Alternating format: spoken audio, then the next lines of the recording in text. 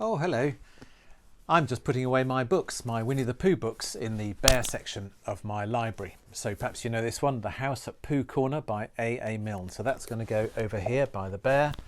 And this one here, When We Were Very Young by A. Milne. It's also about Winnie the Pooh, so we're going to put that one over here.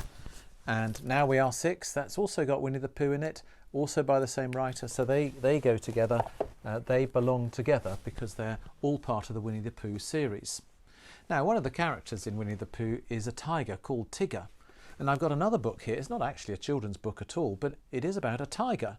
Although he's not called Tigger, he's called actually Richard Parker. But do you think that should go with these books here? Well, I don't think so at all, because it's not a book about Winnie the Pooh. It's a book that was written 50 or 80 years after Winnie the Pooh. So that's not going to go in my Winnie the Pooh section. Now, when we think about the Bible, one of the ways to think about the Bible is to think of it as a library of books. It's got lots of different books in it. And when we think about books that tell us about Jesus, which we call the Gospels, these Gospels, well, there are 4 of them within the Bible. There is Matthew, there's the book by Mark, there's the book by Luke, and there's the book by John. All 4 of those are in the Bible. But you may hear that there are other Gospels as well.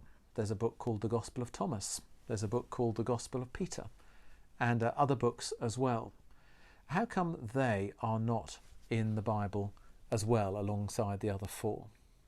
Well, here's why. When you look at those books, you discover that they were written maybe 100 years, maybe 200 years after the other Gospels. So they can't have been written by people who knew Jesus or saw him or heard his teaching, because they just were there too late, 100 years, 200 years later. So they're not books that tell us about Jesus. They're books that tell us about what people thought about what people who saw Jesus said. And some of those books, well, they were lost for a long time, not because anybody was trying to hide them, but because compared to these 4, the Christians realised that those books were not really worth copying. What they wanted was copies of these.